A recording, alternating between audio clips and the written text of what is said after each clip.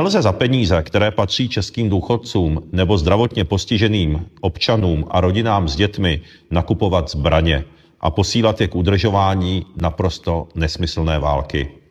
Nelze peníze našich občanů rozdávat cizím občanům jen proto, že to chce proválečná propaganda. Věřím, že naše republika vyskočí z bruselského vlaku, který navzdory varování vlády USA míří ke třetí světové válce.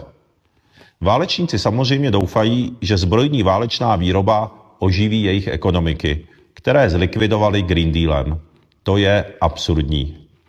Výroba a prodej zbraní nás dlouhodobě neuživí, tím spíš, když západní Evropa plánuje jejich výrobu na dluh, který dělá sama sobě.